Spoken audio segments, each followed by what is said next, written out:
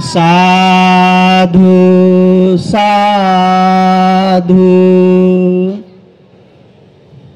त्यानंतर गावकऱ्यांच्या वतीनं आडगाव जावळे ह्या गावकऱ्यांच्या वतीनं सगळे जेवढे सरपंच असतील, सरपंच साहेब असतील, जेवढे उपसरपंच असतील ते सगळे कमिटी, कारण आपला हा प्रोजेक्ट आडगाव जावलेला होता आहे, म्हणजे आपलं हे गाव आहे आणि आपले पाहुणे आहेत साहेब आज, त्यामुळे आपलं हे कर्तव्य आहे साहेबाचा सन्मान करणं। त्यामुळे आपण सगळेजण साहेबांचा सन्मान पुष्पहार घालून आपण स्वागत करायचं आहे। आणि त्यानंतर वर जाऊ शकता सुंदर सर्वांनी टाळ्याच्या गजरामध्ये हार टाकल्यानंतर स्वागत करायचं आहे सगळ्यांनी।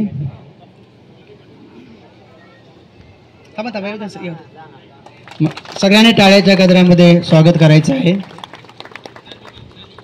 अजून गावामध्ये माझी कोणाची ओळख नाही, कोण सरपंच आहेत, कोण उपसरपंच आहेत, त्यांचे नाव काय आहेत अजून मला ह्या गावात काहीच माहित नाही। अजून मी या गावात पाऊल पण ठेवला नाही, अजून गावात गेलो नाही, त्यामुळे गावाची काही हे नाही। आणि मी माझ्या संपूर्ण जीवनामध्ये राजकीय क्षेत्रातले लोक पहिल्यांदा बोलवलेले आहेत। मी राजकीय क्षेत्रातले लोक आतापर्यंत कधीच बोलवले नाही, परंतु मला माहीत पडलं की भुमरे साहेबांचं काम खूप सुंदर आहे, चांगलं आहे आणि ते सगळ्या जाती धर्माच्या लोकांसाठी खरं पालन करता म्हणून चांगलं काम करतात माहीत झाल्यामुळं मला खूप उपासकांनी, आमच्या काही उपासकांनी, कार्यकर्त्यांनी मला खूप आग्रह धरला।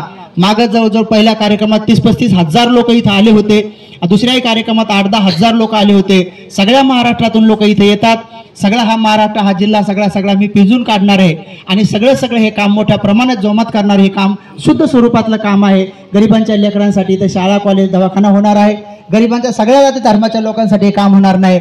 बाबासाहेबांना जे अभिप्रेत होतं की मानवता पेरा, तिथं मानवता पेरल्या जाणार आहे, गावही मानवता पेरणार आहे, जातीच्या पलीकडचं काम करणारं मानवतेचं काम आहे। म्हणून भुमरे साहेबांना सुद्धा या ठिकाणी सगळ्या लोकांनी सहकार्य करून पुन्हा एकदा मला असं वाटतं त्यांच्या घराण्यातले त्यांचे सुपुत्र सुद्धा आमदार बनवून दिलेले आहेत। मला राजकारणातलं काही माहीत नाही तिकडचं, तर कधी मागं पुढं झालं तर तुम्ही सांगा, कारण आमचं धर्मक्षेत्र आम्ही नीट सांभाळतो, तुम्ही राजकीय क्षेत्र नीट सांभाळा। म्हणून भुमरे साहेबांना सूचना आहे की त्यांनी आजच्या प्रसंगी आम्हाला एक टायमाचं भोजन भेटतंय, आम्हाला काही लग्न नाही, लेकरबाळ नाही, त्यामुळं माझे प्रश्न काही नाही, माझी समस्या बुद्धाने कधी सोडून टाकलेली आहे।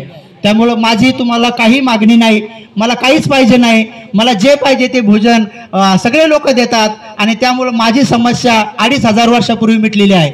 जी काही समस्या आहे आपल्याला ज्या पदावर बाबासाहेबांनी, संभाजीराजांनी, शिवाजीराजांनी, या देशाच्या संत महंत तपस्वी लोकांनी जी संधी आपल्याला उपलब्ध करून दिलेली आहे, बस ती संधी जी आहे ती इथं होणार आहे। ती संधी आपण ओळखून आपण एक पुण्यवान बनून हे आंतरराष्ट्रीय दर्जाचं क्षेत्र बनणार आहे।